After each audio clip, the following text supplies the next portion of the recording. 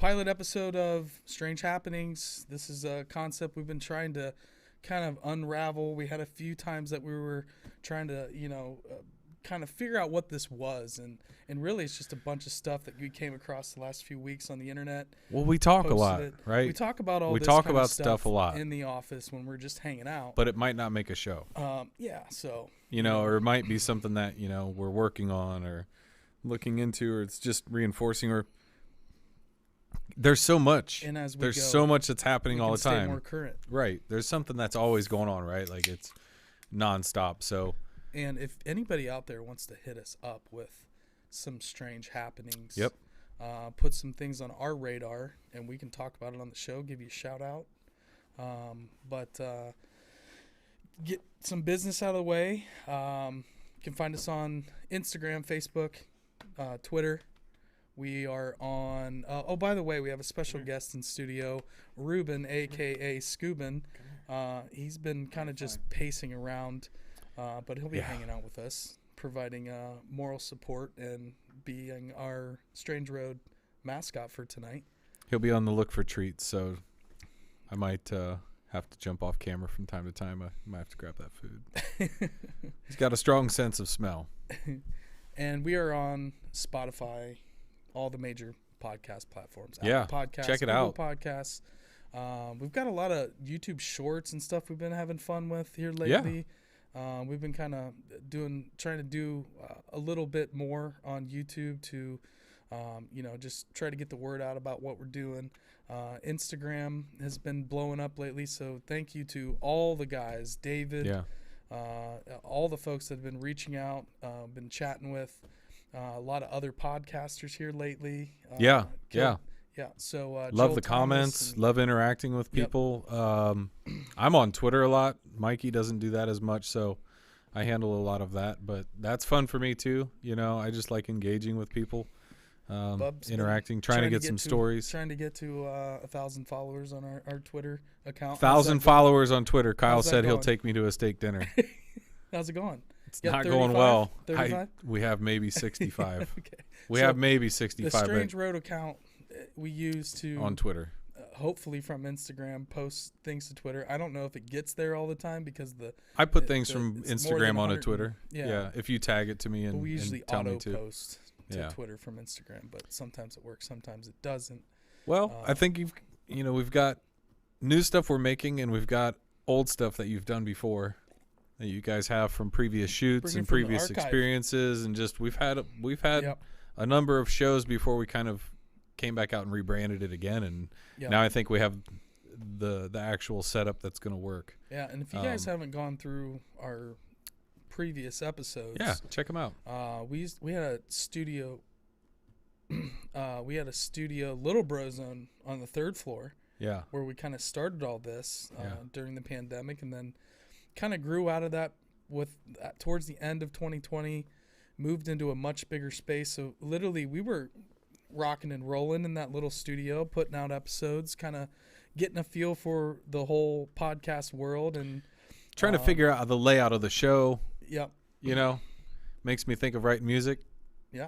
You think it's going to be easy until you have to write a song, and then you're like, man, all I'm doing is making a song. I've played a bunch of them, but to do it on your own and like really figure out your vibe and tempo and topic base and just overall length and whatever, I think we kind of have a flexible nature. That's why we kind of want to do this as well.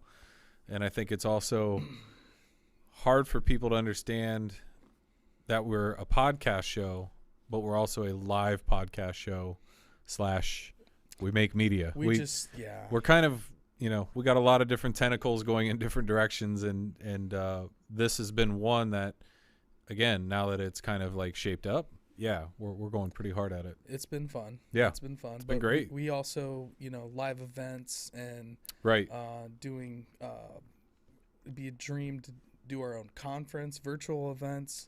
Those are things that would be the goal. Really kind of sharpening our skills over the last 5 years to, bring a really cool live stream experience, broadcast experience to some of these alternative festival worlds. You want to hear the pitch?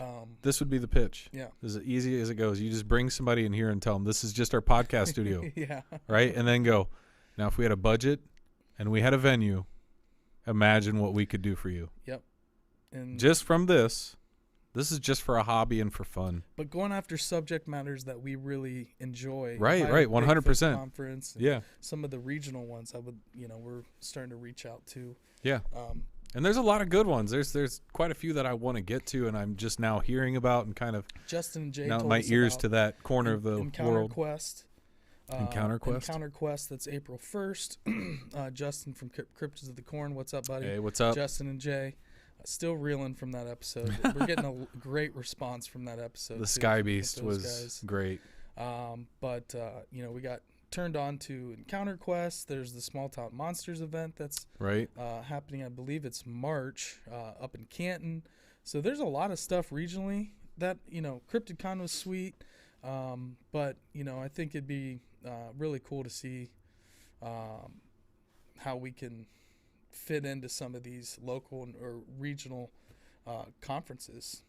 Like I'm saying, I think the proof of concept is already there. Yeah. And not saying we did it all on our own, but helped with an event of pretty large scale and proportion. Mm-hmm.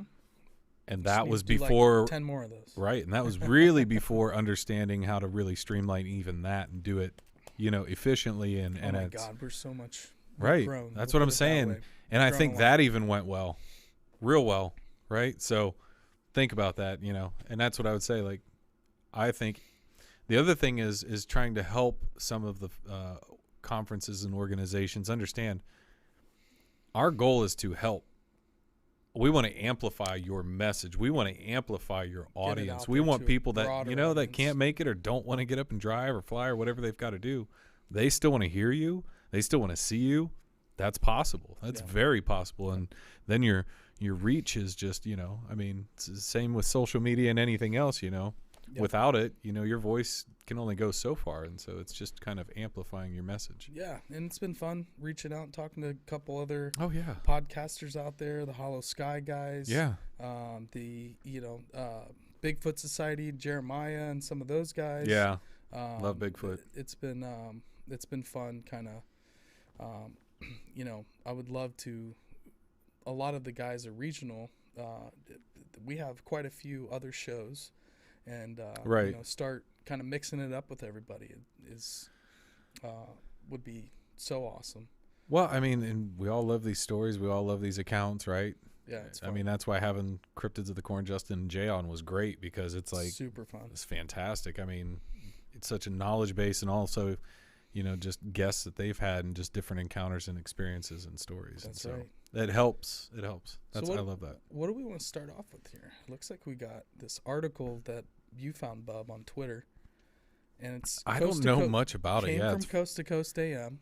Well, they're reporting it from somewhere else, but yeah, it's on Coast to Coast AM, and I got it from our Twitter feed. But a weird video that's apparently showing a mermaid, and they're not sure where it was filmed. Wash ashore. Could be Kenya.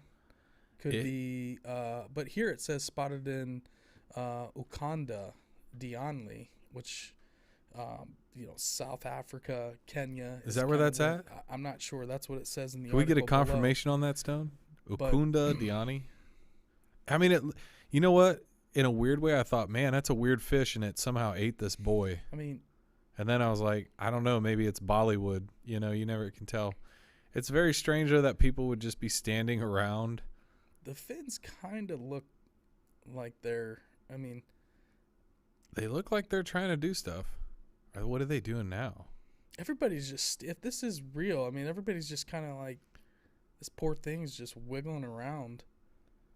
I will say, I wouldn't find this, not that it's a mermaid, and I wouldn't find that unbelievable, but I wouldn't be surprised at people doing something like this in a reaction of not helping it. Right. Because there are great examples of, I think there's like dolphins, right? Little dolphins that get up onto the beach somehow. People start taking selfies with it, dead. Right. Yeah, that thing lives in the water. Just people do kind of dumb things sometimes. So I don't know what to make of this. This could be a very elaborate costume designer. Her legs could be just hanging out in that bottom half. To me, it kind of looks a little animatronic. Yeah. But that's a big Hollywood prop designer. It looks good if it's fake. But I mean, it doesn't seem CGI, does it? Do you think it seems CGI? Tough to do. It's like so tough to tell anymore. I mean, come on, like animatronic. I couldn't even give you an honest answer on whether. Are what's freaking me out. They're touching it now. Moving independently. Is it causing any more? That's so strange. But I wonder, ultimately, do they do anything with it? I think that's pretty much it. They're all just hovering around this thing. All right, here's a what if situation. You're on the beach, or you take a catamaran out, or whatever. You're a sailor, or like one of these people that goes and does these one-person kayak canoe trips. Like this dude just did like 3,000 miles across whatever channel to whatever. It was insane. Something like that pops up in the water. You're the only person on that body of water. Right. You think? You don't think this could? So mermaids have been since we've been sailing. I mean, Magellan going back to but I thought they always kind of accounted that to like that's the story. Manatees. The Kraken. They thought mermaids. Manatees were people. Yeah. I mean, those tales go back. I mean, maybe they had a couple drinks at sea. Maybe they had scurvy. Yeah. I mean, I'm not. Those guys are probably seeing stuff. I mean, you're on the sea for what? I don't know, a month at a time. I think you're going to lose yourself a little bit. Yeah. I don't think I'd be right. No. And then we have this was a Vice article up next here. Real quick, do you remember a couple years ago they made like the fake documentary about the mermaids? Oh yeah, I was gonna say that. I didn't want to go like too far into a tangent, but no, just a quick one because my oldest niece, our buddy Max, was convinced. My oldest niece was really thrilled and wanted to talk to me about it because she knew I was kind of into this stuff, and so she brought it to me one time at a family cable TV holiday party. Straight up lying to people. Yeah, she told me about the mermaids, and I went, "Yeah, that's fake." And then she was a little salty with me the rest of the night. But, you got to take... believe. You got to take evidence and do with it as you will. Hey, Scoobin. What are you doing, Rubes? So this Vice article, written by Nathaniel Janowitz, and it's a little bit back in November, but I thought this one was interesting. So I guess they were just out there interviewing people as the Tropical Storm Peril was forming off the coast. And they were talking to these people, cities of Madero and Tampico. And Beatrice Garcia, 71-year-old local, wasn't worried when she saw the news. I immediately said they, aliens, are going to protect us. And this is what I believe and trust. And that they exist, that there is a base, said Garcia.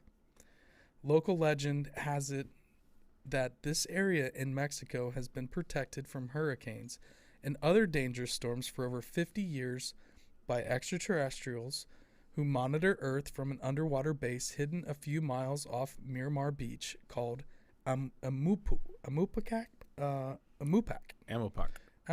Yeah. And Garcia, like many others here, is a believer.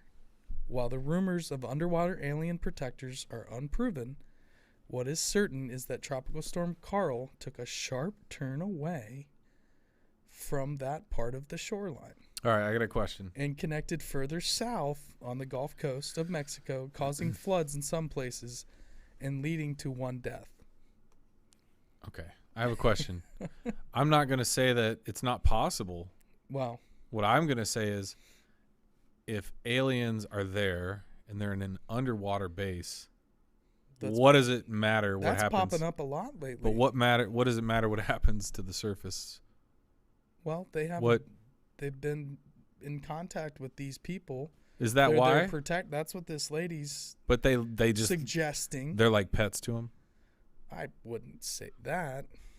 I mean, I wouldn't go that far, but I'm just asking. I don't understand. they probably have a relationship with the population of people.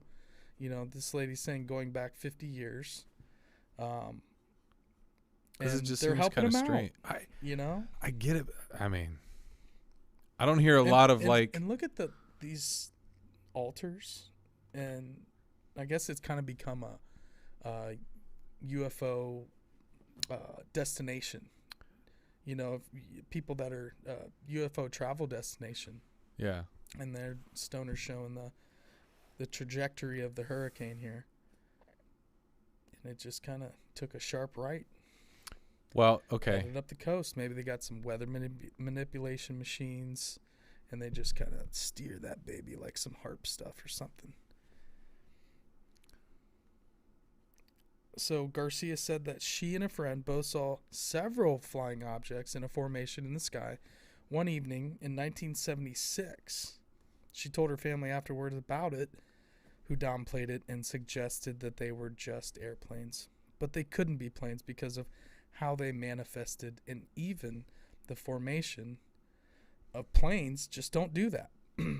They were slow, and there were lots of them. So we've got some UFOs. Hey, look at that. The next day, August 7th, 1967. That's my birthday. There you go. August 7th. The local El Sol del Tampico newspaper ran a story with the headline, Palatlos Volderos sobre Tampico, or Flying Saucers over Tampico. The article claimed that thousands of inhabitants witnessed this. Air traffic control, those guys are always, it seems like air traffic control guys, they haven't been able to talk for a long time. I don't think they do, and I don't. Yeah. Episode that of the weather radar. Yeah. Was it in Michigan? Yeah. Over the Great Lakes. Yeah. Where hundreds, if not thousands, of people saw these UFO, these lights splitting, coming back together. He sat there and pinged them on radar for like 3-4 hours. And I mean, his but job, people just, they made him move. People don't want. Right? Did he At that get time, anything this good is to in the happen out of 90s. that? I mean, No. Unsolved Mysteries isn't a show to snub your nose at, but now he's coming out and telling 30 a years story later to and Unsolved Mysteries because he couldn't previously talk about it. I get it. That's what I'm saying. Now it's is more accepted, so there's probably more people like that. Oh, there's got to be 100%. more people like that. So if you're out there, what are you doing? Let's hear about it. Oh, well, let's see. That's the crux of it. I would like to hear your story. Maybe we'll just blur your face out. I don't want you to have to get ostracized and shunned from air life. Traffic control guys probably have had to have a zip NDAs, signing documents saying they won't talk about this kind of stuff until now. That's now so people disheartening. are coming out. Maybe they're retired and they're able to talk about it. It's ridiculous. So yeah, interesting story. Vice, thank you for that one. That's insane. City believes it's being protected by aliens. It's good stuff. So next one we have, this is wild. Okay. Yeah, I want to hear about this. So I don't know if you guys have heard, but the National Archives has released another series of JFK documents. Yeah. So there was some in October, late October of 2021 that Trump, I think, put into motion, and then by the time Biden's presidency started, here they come. He released those documents. Okay. At kind of the beginning of the Biden presidency. All right. So this is the next series that have come out, and there's tons and tons of pages. I mean, just unbelievable amount of 13,173 documents. Right, which would take, I'm sure Oliver Stone's all over this right now. I'm sure he's probably on like page 500 at this point, if not more. You know what you'd have to do? You'd have to just scan all those into a computer and then just use the search word. Keyword. Yeah. I'm sure people were. That's the only way to get through all that. Jesus, 13,000 documents. So, I mean, I don't really want to go through any of the documents. We don't have to do that. At all. But let's what just I found, high level. But what I found really, really interesting is if you kind of scroll down it's right here in the article, but it talks about Section 5 of the JFK Act. And this was hold on. Can we just, what is the JFK Act? So the JFK Act was started in 1992. It was a law that was passed to start releasing the internal documents with the entire JFK assassination. Okay. In terms of the Senate hearings, the Warren Commission report. There were Senate hearings in the 1970s, which Tom O'Neill talks about a little bit in that Chaos book. Okay. About Charles Manson and like some of the stuff, how a lot of that stuff tied in with these Senate hearings about JFK. Things that he was researching came up during those Senate hearings as well. But basically the senator that led it, I mean, the consensus was that there was some kind of conspiracy. So it was like, 12, 13 years after it had happened, all this time passes. And in the 1970s, the senator, I forget his name, kind of reopened everything. So when that happened, no one had seen the Zapruder film ever. Say it again. Until the Zapruder film. That didn't come out till 92 or No, later? 1970s, 1976. 76. So that's when the Senate hearings happened. Oh, never mind. Opened everything back okay. up first. Then in 1992 is when they started finally getting all these other documents released from the National Archive. Wow. And so you kind of had this slow process and of this. The reason that we can't just out. get them all at once right when it happened? Well, here's the deal. There's now since December 15th of this year, there is 97% of the documents have been released. Right. The interesting part, the 3%, what I found if 97% is 13,000, 3%'s a lot. Is what this Section 5 is about. And right here on this page, you scroll down, it's the 4th paragraph. As permitted under Section 5 of the JFK Act, agencies appealed to the president to continue postponement of certain information beyond October 22, 2021, which was, like I said, in October, the Biden administration had released a series before this. Okay. Right. So Section 5 of the JFK Act permits, did I already read that? I'm sorry. Permits postponement for an identifiable harm to military defense, intelligence operations, law enforcement, or conduct of foreign relations where the identifiable harm is such great gravity that it outweighs the public interest in disclosure. The president then provided agencies with a temporary certification until December 15th of 2022 to allow for a review of all documents withheld in part under Section 5 of the JFK Act and directed agencies to ensure that the United States government maximizes transparency, disclosing all information and records concerning the assassination, except when the strongest possible reasons counsel otherwise. Today's release is the result of that review. Section 5 postponement decisions now affect less than 4,400 documents in the collection, or 3%.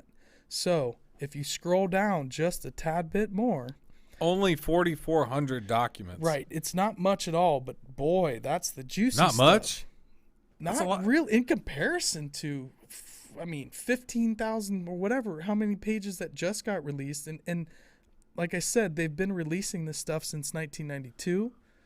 It's a lot, but it's 3%. Why are there that many documents? Dude, there's years and years and years of interviews and things. Like I said, the Zapruder film was in the National Archive, and I believe it was who's the what's his name he was on Fox. No idea. Latino guy. Why can't I think of his name? Geraldo Rivera. Rivera. That program is when they played the Zapruder film on national TV for the first time. And that's when America saw the Zapruder film, because they'd been holding that film back from the public. It was never seen in the Warren Commission reports. There was no mention of it, I don't believe. Nobody in the public eye or politicians at the time had never seen this film. So they went through a series of Freedom of Information Act requests and so to get the Zapruder film, and then I think it was Geraldo Rivera is the one that got his hands on it. That's crazy. And showed it to the American public on TV.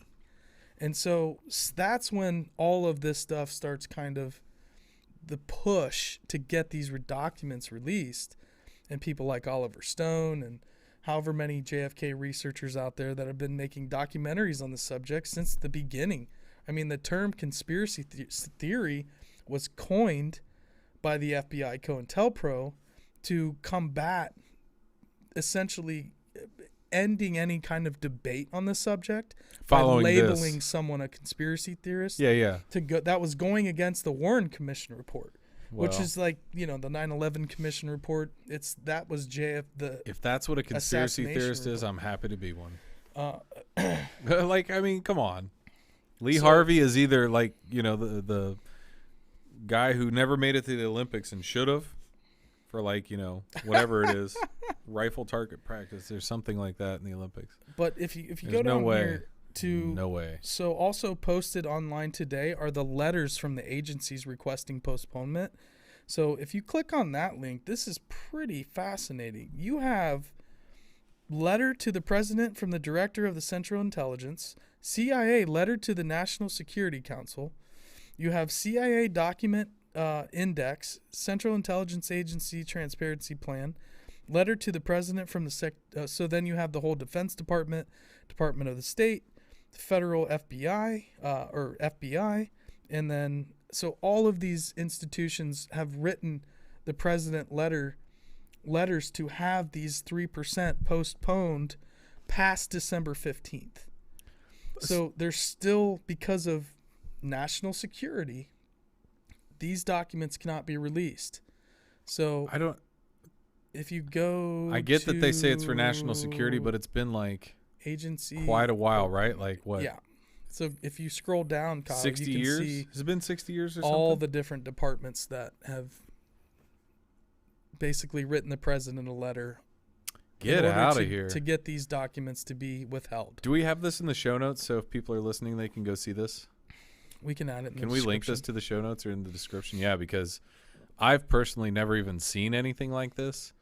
I didn't know this was possible, but if you want to go read this yourself, so real quick, fantastic. The one thing that I did highlight is just the very first one I clicked on was the letter to the president from the director of the CIA. And so what he basically lays out in this paragraph is, essentially telling them, pursuant to your 22 October 2021 memorandum to heads of executive departments and agencies, this letter and the enclosed unclassified index set forth the types of information withheld, within the CIA records in the collection established by the President John F. Kennedy's Assassination Records Collection Act of 1992. Okay, so it proposes to continue withholding beyond December 15th and the basis for that withholding. So this document is kind of covering that. And then if you scroll down to like basically page 2. So basically what they're saying is, hey, we know we had a deadline. They're asking for a continuance. This is what I don't get. Postpone the release of the 3% less. Is it going to be a continuance until like the next person that needs to die that's related to this cover up? There's like a schedule with this act of when these documents get released. That's what yeah. Now the next schedule, I'm not sure when that is, but they're hoping to, so when that comes, they'll write probably another letter to say, hey, we still cannot have these documents released to the public. And this is why.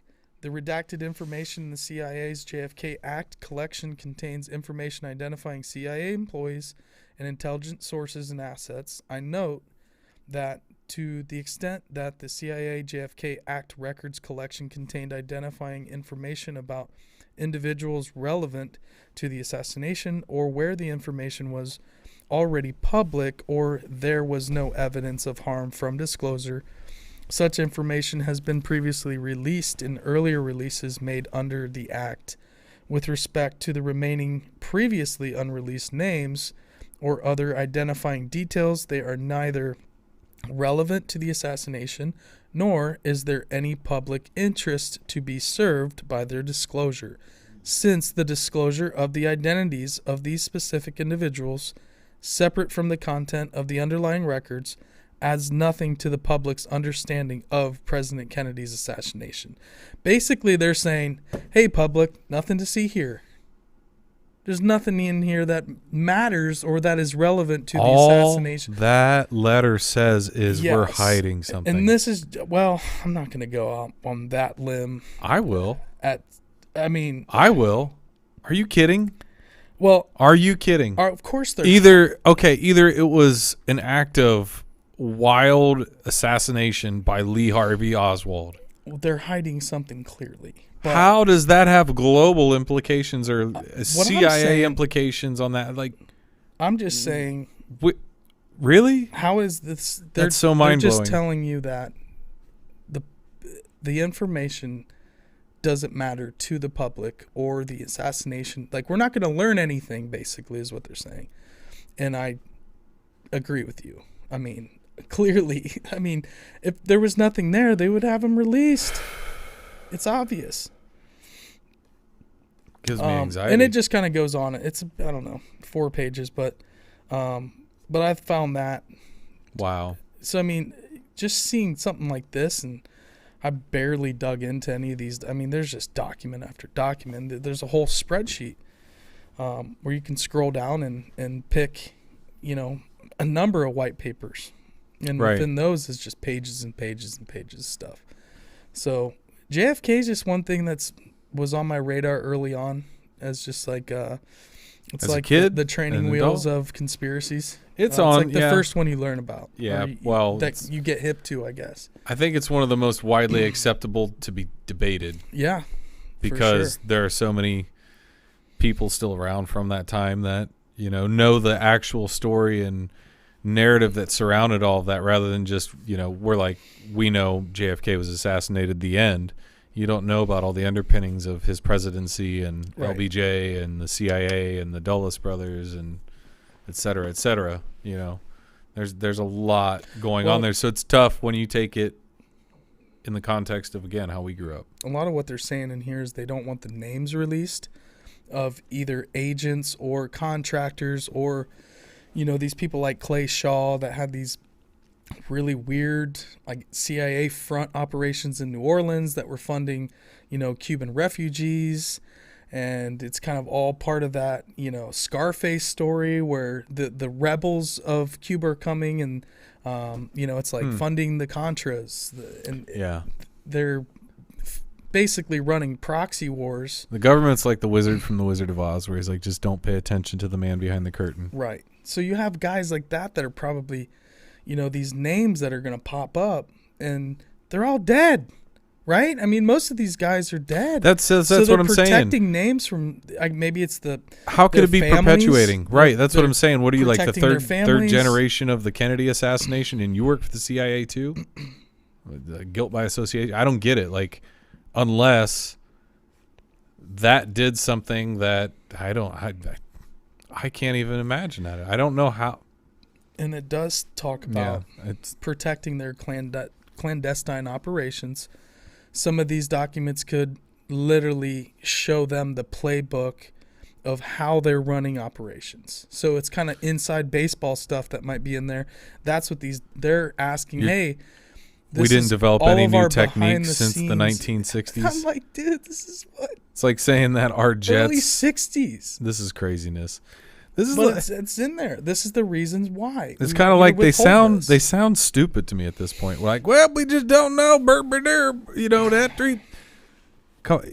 You're not that dumb. We're not that dumb, and we know you're not that dumb. Just thought it was an interesting article. Sorry, you got me fired up. It might be the caffeine. I thought it was an interesting little dump. My buddy Mikey T, shout out to him, got me put this on my radar. But interesting stuff. I'm not going to say it's a wild one. It's hard to put too much. It is this, or I don't know enough. Oh, but, of course not. To go back and say I'm not going to go that far that they're hiding. Yes, I will go that far. There's clearly 4,400 documents that they don't want you to see. Right. Which this is their answer and their reasoning why. And it's how about Occam's razor for this one? Because these weren't public. Right. The CIA director's letter wasn't public. Right. All things being equal, the simplest answer tends to be the correct one. Something of that nature. And this is the next one here. This is kind of pretty incredible video footage coming out of ancient city of Petra. Yeah, that's flooded after 6 months worth of rain in one day. And like we were talking about earlier, out there in the desert, you're in those canyons. The flash floods are no joke because there's no brush and trees to soak up all that water. It's loose soil. And the ground's dry. The ground's dry, right? So it doesn't suck right into anything. it. Right. It just rolls off of it. And then it, turns into mudslides, et cetera, et cetera. But yeah, they said in a day. down in that big caldera, big deep valley. And in a day, they got 6 months worth of their normal rainfall. So they got 3 inches of rain on basically hard surfaces with nothing to absorb it or stop it. And it's just then it's running downhill, right? Look, they're in a pretty deep canyon. Or what'd you call it? Oh yeah, caldera. As many as 1,700 visitors and their guides. So you walk through like sandstone, winding, cool paths. So my cousin right here that you see, it's like the Indiana Jones scene. My cousin and my uncle actually went to this a few years back. They did Egypt and they did Petra, and that is definitely on my list of places to go. But I don't want to end up, getting flooded.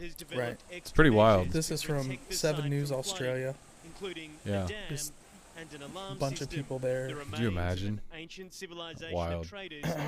So they had to 1,700 people had to be evacuated. Yeah. Wow. I mean, just like waterfalls. Just look at that. Wow. That'd be pretty wild. Rube, I don't need any licks, buddy. I'm clean. Nope, I'm good. Okay, fine. And there was a bus that was overturned. Few people were injured. Yeah. Something similar happened in 2018 as well, where they had to 4,000 people had to evacuate out of Petra. But yeah, I thought that was just really, really cool footage, just to see the waterfalls. I mean, I hope everybody's okay, but yeah, I mean I think everybody got out all right. That's some serious flooding. Obviously it makes a good story. If you're there, nobody gets hurt, but yeah, it's always like, I think I would be a little bit nervous until I got safe. Yep. I like safe. I like to be safe. Right, Rubes? That's why you're my security alarm at home. This is an interesting one too. Although you're faulty. God, lay down. No. He's obsessed with that mic. Yeah. All right, go somewhere. Do things. This next one. Vandals destroy 30,000-year-old indigenous cave drawings in Australia. Go ahead. I mean, come on here. This is, some real winners there. And, the Aborigines, their history goes back so far in Australia. I mean, I think they have one of the oldest traceable. They've been there for a long time. Yeah, exactly. That's not a culture that just popped up yesterday. Right. So, their heritage just completely being destroyed here. And look at the lengths that this dude, or these folks, whoever they are. Not real sure, yeah. In southern Australia, vandals have broken into Cunalda Cave and destroyed 30,000-year-old sacred indigenous rock art. The vandals forced their way past barbed wire and dug under a steel gate to get into Cunalda's cave, where they... It's a lot of work to vandalize. Yeah. Etched graffiti into the limestone wall over the ancient Nullarbor Plain drawing. Nullarbor Plain. The cave is considered sacred by its owners, the Aboriginal Mermaid people. Yeah, I feel really, really bad for them. That's just terrible.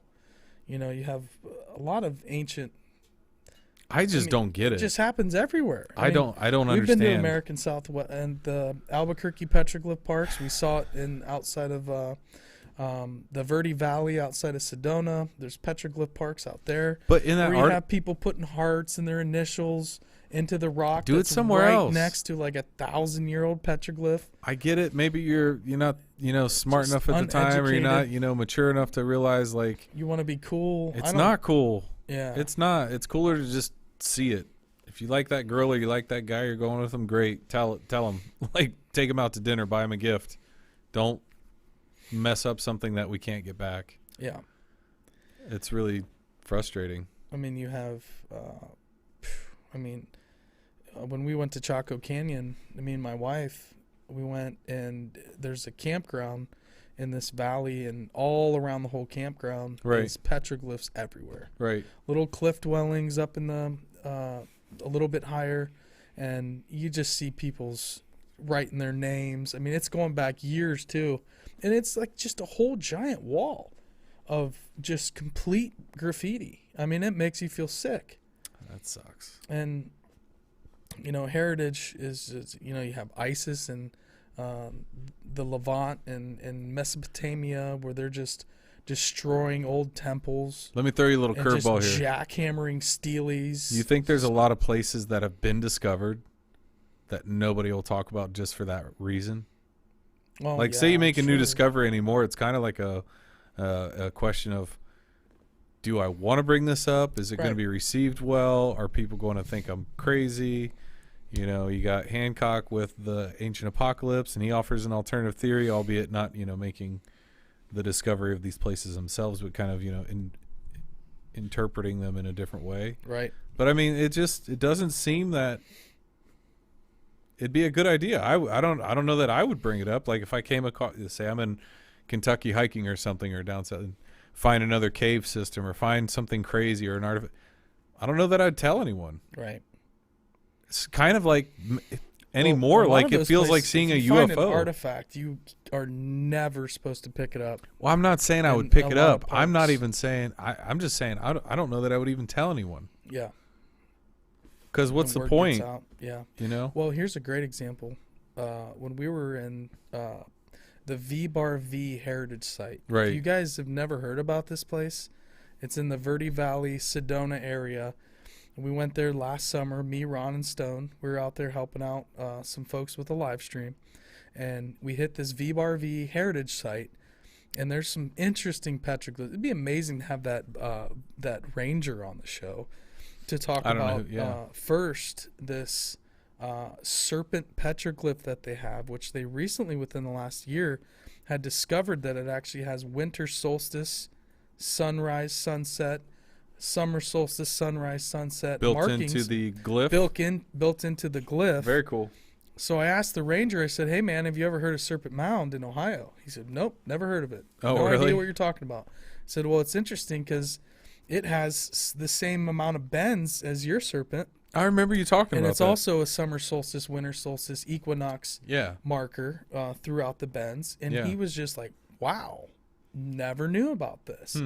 So at this same petroglyph park, they have, by the bathroom, this like bulletin board under glass where they have some Xerox copied information. And one of the sheets of paper talked about this Bigfoot petroglyph that they had. Okay? And you can't find anything online about this thing. Like the National Park Service, they don't have anything on when you know, those websites are really basic. There's like camping information. Right. They're not going, they don't care that much about a paragraph about it. Right. Some kind of off-color brown background. Right. So tan. Ranger color tan. And they have a before and after photo. They have this guy sitting there, and it was discovered. And there's this large foot. They call it the Bigfoot because there's a normal size foot next to it drawn as well. So they didn't remove it? So they came back. They had to go get gear, right? They went and got this maybe archaeologist or ethnologist or somebody, and they were going to come back the next day or 2 days. And they come back, and somebody had literally chiseled the face off of this rock and stole the petroglyph, the Bigfoot petroglyph. And there it is, this story about it. Couldn't find a newspaper article about it. Maybe they didn't report it. But there it is, the before and after photo. That's crazy. In the park of Bigfoot petroglyph. Next to it, rock face completely lifted off, bare bones, nothing there. So they have a picture of this glyph? They have a picture only at this little bulletin board. I can't find a photo online of this at all. Really? And it's the V-Bar. So the Rangers, we talked to them a little bit about it afterwards. Yeah. And they had like a little thing inside the like guest center, which is where we saw the serpent petroglyph. And then we went back and actually saw the serpent petroglyph. Yeah. But the ranger inside was the one that was... No, there was a guy giving us a tour that talked about that. But that's cool. There you go. Bigfoot petroglyph, V-Bar V Heritage Site, completely lifted. So that's in someone's I have to read personal collection, black market operation, maybe some rich dude and who knows where, South Africa, Europe. Knowledge filtration. Yeah, some rich businessman somewhere has this Bigfoot petroglyph in his personal collection. Well, it's no like, idea. What is it? Is it Hobby Lobby giving back this like tablet that had the Epic of Gilgamesh on it? Oh yeah, is that? I think that's who it was. I'm sorry if it wasn't Hobby Lobby, but the guy that created Michael's or bought Hobby like a Lobby. Sumerian tablet or something, right? Like of the Epic of Gilgamesh. He had this and owned this, and it's like you think about it, like how much thinking gets about looted. Prosecuting him, and I don't know if they ever did. Well, it's like, dude, this is illegal as hell to have. This was probably looted from some museum in God knows when. The 1920s, could have been the 1800s. Guess what? He could have kept it if he didn't tell anybody about it. Was it Hobby Lobby? Okay. Oh, okay, there you go. $1.6 million of Iraqi artifacts. Thank you, Stoner. Jeez, guy that started Hobby Lobby, the CEO of Hobby Lobby, whatever it is. Yeah. Wow. So, if you hear about this Bigfoot petroglyph, you got a crew somehow within that small time frame. There's somebody on it that knew how to. Shit, I go out there and try to steal. I don't know how to chip a rock face off. I mean, I could probably stumble through it, but it was clean. To do it professionally, it was like this image just was lifted off. To do it, Hobby Lobby's illegal antiques shed light on a lost, looted ancient city in Iraq. What? Mm-hmm. Wow. What is that? That's an old one even. I thought I read something recently about the tablet. Maybe it was just because it was just now being returned, but yeah, it's crazy. Yeah, I think that article was like not too long ago, but I mean, whatever. I get it, I guess. I don't know. If you had a Tyrannosaurus Rex skeleton, I might want that if I had a house big enough for it. God, that'd be sweet. I don't want to be rich to have a Ferrari. I just want to have a foyer where I could have that cool Tyrannosaurus skeleton and I could walk in and just, that would be cool. That would be really cool. Dude. That'd be my whole house, just that entrance and a staircase that goes up to look at it from above. So last article here. This is interesting. The USAF officer who touched UFO in Rendlesham Forest says encountered beings from the future. Yeah. Now, Rendlesham Forest has been covered on a lot of shows. Yeah. A lot of podcasts. Yep. I could have swore back in the national press release in 2001 that Dr. Stephen Greer had gotten all these former active military guys to go in front of national TV. Yeah. A bunch of big time newspapers. Yeah, it was on like C-SPAN or something. Told their experience. This is way before David Fravor. It's on YouTube. Yeah. So we were but there was one of the guys, Captain Sergeant, that was one of the Rendlesham Forest gentlemen. And, they had top brass come out because this happened like several nights in a row. But they had basically it says, when it comes to UFO sightings in Rendlesham Forest, incident is without a doubt one of the strangest cases in the history of ufology. Lieutenant Colonel Charles Halt, a deputy commander of the U.S. Air Force Base, received some information about strange sightings near the twin NATO air bases of RAF Woodbridge and RAF Bentwaters in December 1980. Airman First Class John Burroughs reported a UFO sighting on December 26, 1980, day after Christmas. Early in the morning, it included hazy descriptions of strange supernatural light, glittering triangular spaceships, and scorched footprints on the ground. There's a lot of weird stuff surrounding this one. Mm-hmm. Well, he touched it. Was it him or was it someone else? Because there's one of them. Two gentlemen in this article, and I don't remember if it's him or if it's the lieutenant colonel, but one of these two are out at this ship and they touch it, right? And there's like said it's smooth and there's like hieroglyphs on it and hieroglyphs all around it. Yeah, and so like a band around it.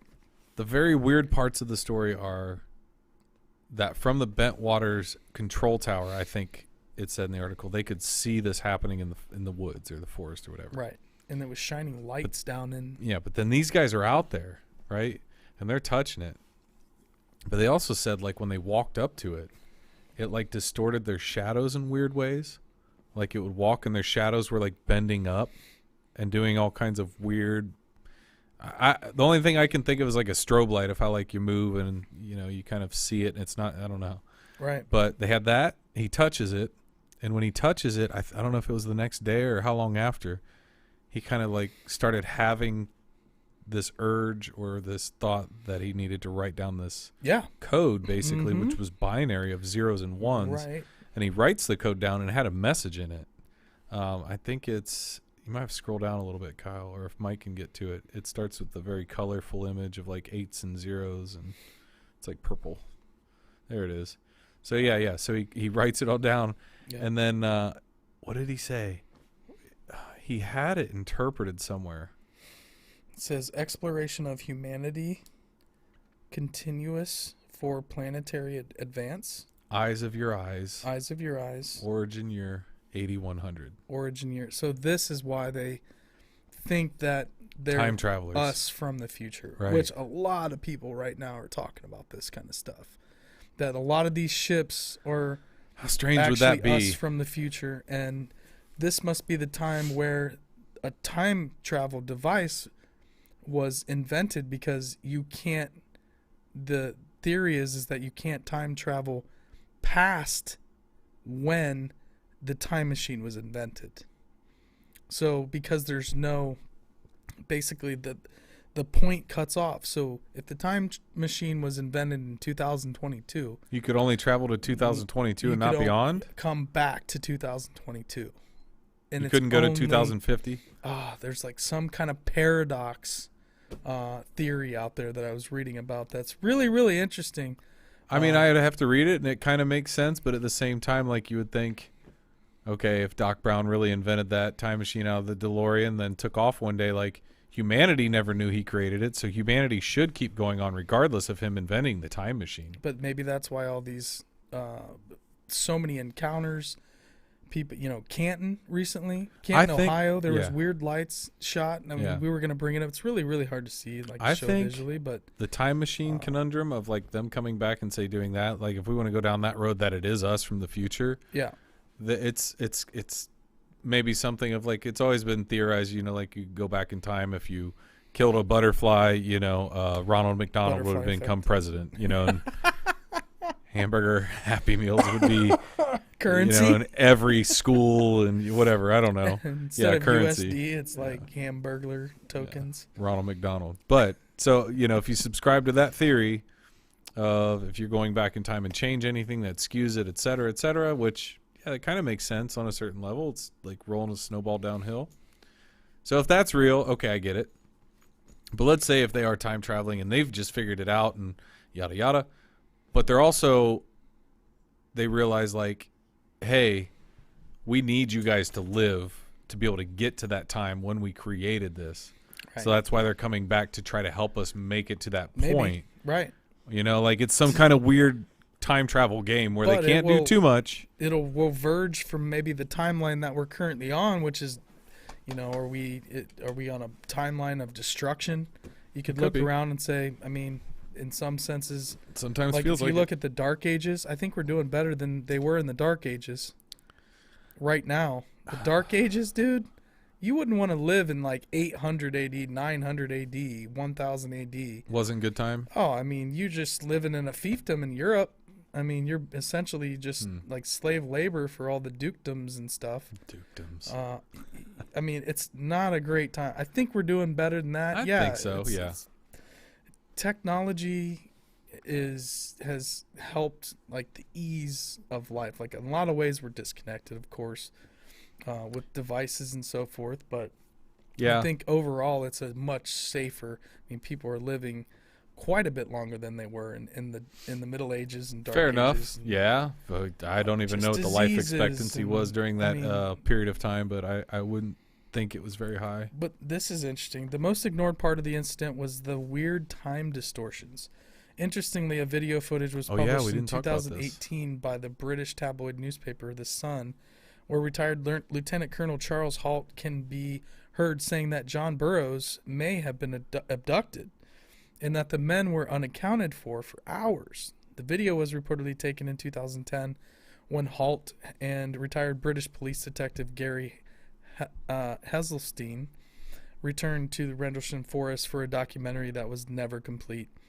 Heselstein's wife captured the footage while the two were discussing the UFO incident during a break. Yeah. Do you see this quote from Halt where he says, he, meaning Burroughs, Mm-hmm. may have been abducted. Who knows? You know, there is lost time. We know that. They were not on the radio. Right. You've got men out in the forest that you can't, you know, they're unaccounted for hours. According to the men, time seemed as though it slowed and it was difficult to move. Another odd characteristic was everything was void of sound. Like there's just no sound, right? That's really strange. And then Burroughs actually confirmed both the missing time and the exact figure. He said, the fact is our watches were behind and the shift commander said we were missing for 45 minutes. That's like Betty and Barney Hill. So many of those abductee accounts. Missing time. Time's distorted.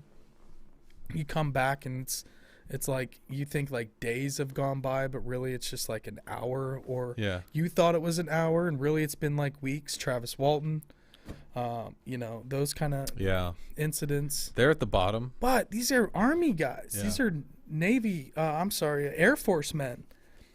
You'd think they'd be pretty well trained. Dudes. Very well trained to know what they're seeing, especially when it comes to aircraft. Coming in a restricted air where they're flying beams of light down into the ground, and you know there's stories of like disabling nukes and stuff on bases where they'd come in the underground bunkers and they just, you know, shine a laser down into it and everything, just all the international ballistic missiles just disabled. Oh yeah, for sure, you know, for sure. I think there's some of that with this case as well. Yeah. Where it's like, you know, they're flying around. But look at that last paragraph where it says, according to the reported account, the unidentified military personnel was among those called to the incident area shortly after the craft landed and witnessed the strangeness. Dembeck writes, as he and his fellow airmen approached the craft, which bathed the area in bright yellow light, the unnamed witness noticed that their shadows were out of sync with their actual movements that were being cast on the UFO that resembled a transparent giant aspirin. Not only did their shadows bend upwards, shadows bend upwards at the head, but as they walked and stopped, the shadows would appear to advance one more pace, then stop. Stunned and disbelieving of this effect, the airmen and others walked and stopped several times, each time noticing the effect repeat itself. Additionally, the third time that they tried this, a light came over the head of a shadow and moved from one head to another. Again, man, I don't know if I could handle something like that. If you get to... No, you can't have him. Stop. No, gotta get him. That's E.T. You might have to hold him. Scuban. Sorry. Can't have E.T. No. Rube. Rube, no. No, he's our friend. Yeah, that's E.T., bud. Fish are friends, not food. But yeah, I mean, again, you want to know why people are so freaked out if they have these encounters? If shit like that's going on, if you touched it and it downloaded a message, you get abducted, you're seeing your shadow doing the moonwalk in front of you. Yeah, I mean, that goes back to the Vril Society when the Germans... a lot of strange. Those early secret societies in German culture. Oh, yeah. Were, you know, having contact with these Nordic beings that were sharing technology. Deep, yeah. They were communicating with them. They touched the craft. Yeah. And then they're getting downloads. And then all of a sudden the Vril Society and then the SS and kind of the occultic stuff that eventually got put into... you know, the Nazi party and the whole movement, the underlying force of a lot of that was the occult in the SS. You know, the Marvel movies cover it. It's like... Right. Well, you know, because they actually were really obsessed with it. Like Hydra basically is... Well, yeah. The Vril Society, that makes sense. That makes sense. There's been a lot of secret societies, whatever you want to say, groups, organizations. I'm sure there's going to be more. It's always like, they shared... information about what was going to happen. That's what we had to, you know, get the German people behind this, and there's going to be calamities and the world's going to end, and they just blast their minds with imagery of, you know, what humanity's doing. We're constantly warring with each other. And I think eventually it kind of started off as, you know, a positive message that these Nordic beings were getting, and then somehow, you know, all that stuff gets turned around into a cult. UFO cults. And happens eventually, a lot. you have a guy like Hitler that just tries to take over the world. Because they're in contact with like superhuman beings inside the earth. That was a big part of they went searching in the Himalayas. They did a lot of superhuman, the super race. Yeah, they did a lot of stuff. And search for Agartha. Yeah. They were obsessed with those inner earth, hollow earth stories and going to Tibet. And there's documents that the Germans were in Tibet. Yep. They're visiting ashrams. Yep. Looking for weird documents, and weird artifacts. That's all true. And, like I said, they did a lot of some that strange started dude, that's why Indiana Jones revolves all around that. Yeah. Oh, yeah. The Third Reich is looking for the Ark of the Covenant for a super weapon exactly. Right. I mean, maybe they were. The bell. Die Glockenspiel? Die Glockenspiel. Oh, I'd like to have a Die Glockenspiel. Maybe they did. Just fast forward, and they are from 8100, and they found out they shouldn't be Nazis. Off-world. I mean, that's very utopian, but I doubt that they wised up if they made it to 8100. Right. Yeah, man, this is a fun episode. I like this. We're gonna have a good time doing this in the future. I think we'll have a good time doing this. Once we get down the vibe, you got the stories. I've got. I would love if we continue to grow the show. Yeah. Having folks hit us up with things to check out. With accounts, with stories. Let us know. Hey, that'd be great. Come across something. Because I can only read and see so much and listen to Mikey tell me craziness. Hit us up on Facebook. Yeah, we'll put it in our Mattermost thread. Yeah. Shout out to our buddy that, runs the Mattermost server and all the great stuff he's been helping us out with. Absolutely. With everything we've been doing. Absolutely. It's been fun. A huge, huge benefit. But good times. Yeah. Strange happenings. Pilot.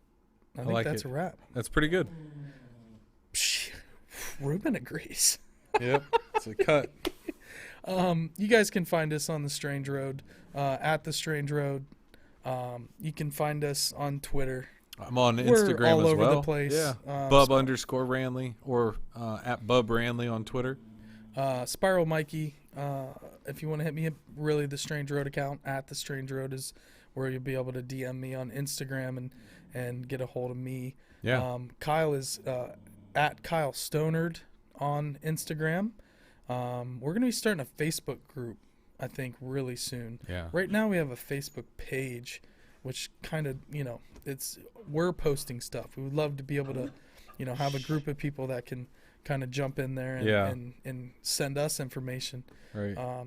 But again, thank you all for watching, tuning in. Appreciate you. Much love. Yeah. We've appreciated everything here lately with viewership, interaction, people subscribing great. to the YouTube, just people watching, listening, hopefully enjoying what we're doing. Makes it all worth it. And if you have topics or things you want us to look into that we don't know about, again, let us know. That'd be great. Yep.